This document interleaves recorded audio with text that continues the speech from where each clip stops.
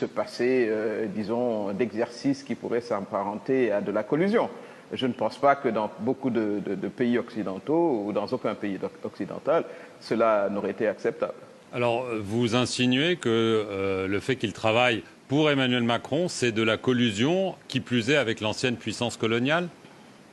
Je ne l'insinue pas, je le dis. Je l'ai dit ouvertement, c'est quand même assez particulier.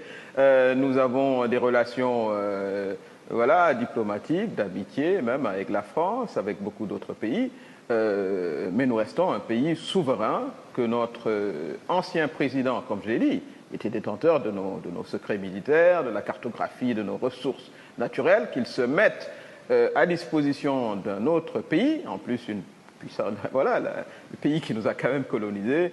En tout cas, pour moi, c'est une position que je n'aurais jamais envisagée de lui d'ailleurs, parce que je l'ai connu voilà, panafricaniste, etc.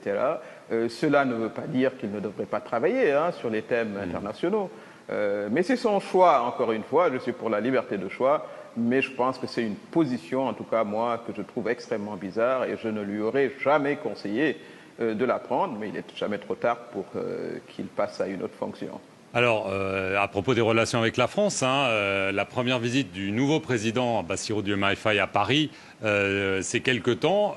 Il y a des questions très concrètes. Est-ce que vous pensez qu'elles doivent être non seulement posées, mais peut-être être résolues? Par exemple, la présence militaire française au Sénégal, le franc CFA. Est-ce que vous pensez qu'avec cette nouvelle page, c'est le moment vraiment peut-être de dénouer certaines choses qui ont été un petit peu évitées pendant des années? Ah ben oui, bien sûr, c'est une nouvelle génération de présidents qui arrivent au pouvoir avec l'élection du président Bassirou Diomaye Faye. Il est sûr qu'il y a des questions qu'il va falloir vider dans le cadre d'une relation tout à fait normale, responsable des deux côtés, gagnant-gagnante, parce que je crois que c'est le maître mot. La présence militaire au Sénégal, je ne pense pas qu'elle soit nécessaire. Hein. Elle s'est réduite à sa plus simple expression. Le franc CFA, comme vous le savez, le Parlement français lui-même a voté il y a pas très longtemps pour qu'on passe à autre chose. Donc c'est des questions, effectivement, qu'il faut vider et envisager une coopération dynamique, gagnant-gagnante, où chacun, disons, y trouverait un intérêt. Ousmane Sonko, le Premier ministre, a lancé récemment une charge virulente contre les médias. Il y a un mois, un activiste proche de l'ancien président, un imam, ont été arrêtés puis condamnés à 3 mois de prison pour diffusion de fausses nouvelles. Est-ce que ça vous inquiète de voir ce nouveau pouvoir qui affirme vouloir lutter pour la démocratie, contre la corruption, pour les droits de l'homme, prendre de telles mesures très tôt? Ce nouveau pouvoir dont vous parlez, je vous informe que j'étais, disons, au cœur de la campagne. J'étais la superviseure générale de la campagne électorale qui a abouti à l'élection du président Diomaye Faye, donc je considère que j'en fais partie. Je pense qu'il faut également bien sérier les choses. La liberté de la presse, la liberté d'opinion ne veut pas dire aussi liberté de calomnier, de diffuser des fausses nouvelles.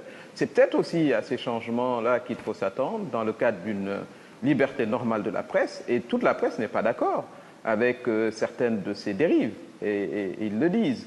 Je ne m'inquiète absolument pas de la liberté de la presse. Je pense qu'elle est incompressible par qui que ce soit. Mais je considère également qu'il va falloir qu'on avance vers plus de responsabilité, parce que la presse a des responsabilités énormes vis-à-vis de l'opinion, et que les dérives que nous avions connues dans le passé, voilà, qu'on les mette de côté. C'est comme ça que je vois les choses. Dernière question, Aminata Touré.